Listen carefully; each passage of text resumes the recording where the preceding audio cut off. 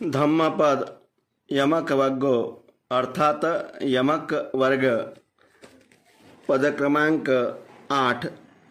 असु भानु पसिंग विहरन्तं इंद्रियेषु सुसवन्तु भोजनमिच्च मत्तन्यु सद्धं आरध्व वीर्यं तं वे नप्पसहति मारो वातो शेलं व पब्बतं।